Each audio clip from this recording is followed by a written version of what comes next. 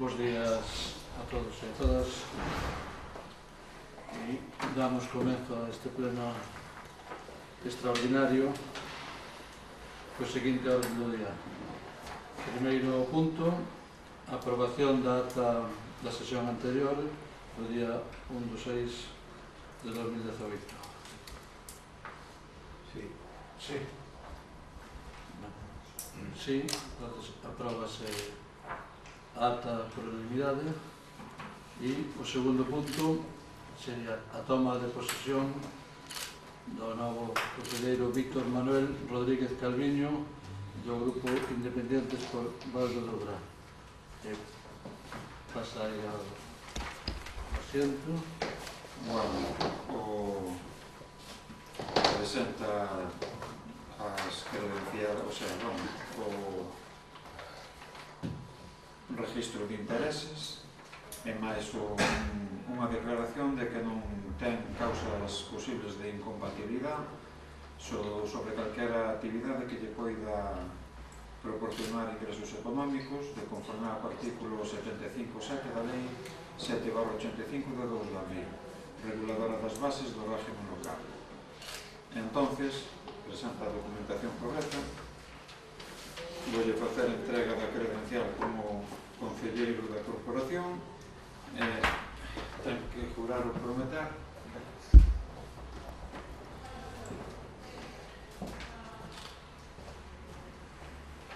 Credencial de concelleiro, juro promete por su conciencia y honor cumplir fielmente las obligaciones del cargo de concejal con lealtad al rey y guardar y hacer guardar la Constitución como norma fundamental del Estado. Sí, prometo. Bueno, pues ya como posesión da corporación, exactamente. E desde este momento, evidentemente, se tes todos os dereitos para participar na sesión. Terceiro punto, modificación da ordenanza fiscal reguladora do imposto de actividades económicas para facer a adhesión ao protocolo de concellos emprendedores de Galicia. A ver, temos que ter esta modificación aquí porque no seu día, cando trouxemos a modificación das outras, non tiñamos constancia de que existía esta normativa. Entonces, cando a Xunta nos vai dar de alta en concellos emprendedores, nos pide que temos que facer unha declaración que non hai empresas con movimento superior a 1 millón de euros, e pensando tampouco nas normativas. Empezamos a revisar por aquí e aparece unha normativa xa que non estaba publicada na página da Diputación. Entón, o que se trae aquí é o mesmo que fixemos cos outros, para que as empresas que non chegan a 1 millón de euros de orzamento pois poidan beneficiarse das mesmas bonificacións que é no caso do IBI, do ICIO ou da licencia de obras. Portanto, tenes aí o texto e é necesario. Entonces aproveitaremos tamén para publicar toda a normativa inteira para que se suba a página da Diputación. Sí.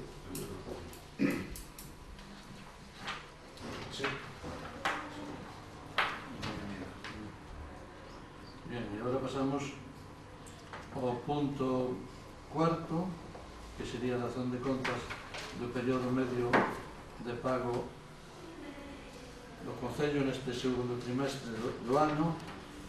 Creo que xa se vos entregou todo, vale? Unha copia a todos os grupos, e creo que estamos aí en un período medio de pago de 14,66, vale? Neste momento, evidentemente, estamos realizando os pagos. Creo que poucos concellos poden ter ahora mesmo este promedio de pagos de menos de medio mes. Isto nos permite, parte desto nos permite, polo menos, traer ao pleno o punto quinto, que a aprobación se procede do expediente modificación de crédito. Entonces, isto xa foi a comisión, me parece que trae o dictamen favorable da comisión. Entonces, traemos aí unha serie de modificacións para poder realizar unha serie de obras.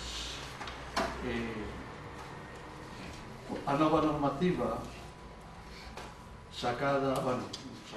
publicada a partir dunha demanda que viñan facendo os concellos, tanto a FEN como a FEGAN, pois permite aos concellos que cumplan certas condicións usar remanente económico dos concellos. Neste momento, o Concello de Valdoura cumple as condicións da nova normativa, que serían estar dentro da regla de gasto, estabilidade e o período medio de pago. E cumprimos neste momento as tres, e, por tanto, traemos aquí unhas modificacións porque serían necesarias tamén para non perder recursos da Diputación. O primeiro que se propón é a rede de abastecimentos de Vascos Amaxais. Esta obra iba no plan adicional ou complementario da Diputación e a Diputación nos concediu dese plan adicional 159.000 euros. O Concello tería que poñer o resto, que son 40.000 euros, 40.835,94 céntimos. Ou perder os 159, lógicamente, ou buscar recursos, aquí hai os recursos, entonces se vai apoiar. Seguramente, cando se contrate esta obra, estes 40.000 euros non se usen, porque as obras están en la baixa, pero para que a concedan temos que ponerlos. Por tanto, a seguinte obra que metemos tamén é Camiño de Erbiñou a Belenda e outros, que eso sería o camiño famoso que vai da Belenda a Erbiñou, os interiores de todas as pistas da Belenda e o camiño de Paramos, que rodea Paramos por lado de Lañas, desde máis ou menos da Romero hasta aquí a panadería, un camiño que está estropeado. Bueno, en todo caso estaba tamén aprobado xa no pleno e vistes todo o mundo o proxecto porque estaba tamén como complementario de POS. E esos son 115.848,99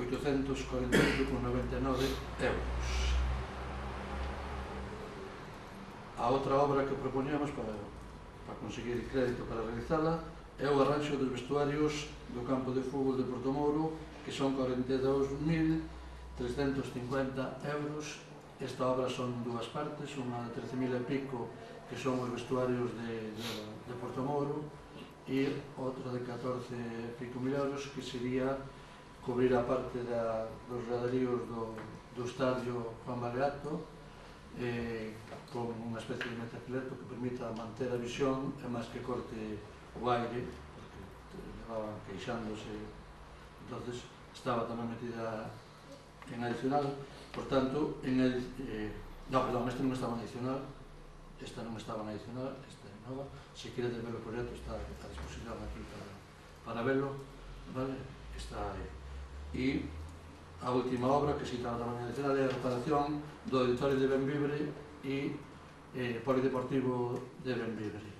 Sabedes que se fixeron a primeira fase no polideportivo de acondicionar a fachada principal e a sur, e agora se complementaría a fachada norte e este para que quede todo reparado, e sobre todo porque hai moitos deterioros na estrutura metálica e se está oxidando e, por tanto, é necesario completar esa obra. E a outra parte sería pintar externamente o auditorio, tapando todas as grietas e eso, para evitar humedades que son bastante frecuentes e, por tanto, dar unha pintura externa a todo o edificio de auditorio, guardería e centro de formación. E isto supoñería un total de 237.888,53 euros. Evidentemente non se vai a usar todos estes cartos porque as baixas que estamos conseguindo na contratación están aí entre un 30 e pico Portanto, supoñemos que máis ou menos seguirá habendo esa proporción de baixa, pero basicamente hai que dotar de recursos e pues, a outra parte do remanente pues, queda aí. Eu creo que temos que falar de en que utilizala. Xa o temos comentado, como outro día saliu unha nota na prensa, pois comento aquí.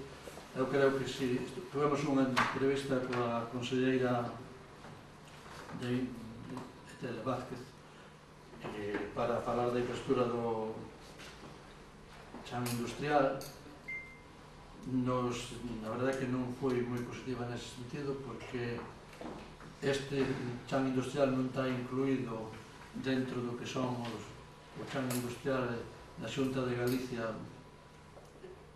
porque non se metiu naquele momento no proxecto, senón que se optou por o desarrollo privado do parque, e entonces pois teríamos que seguir por esa vía, porque eles agora mesmo non incluyen máis terreno industrial, porque ten moitos metros sin encher, sin ocupar. Entonces pois neste momento a Consellería non incluiría dentro das súas preferencias este terreno industrial.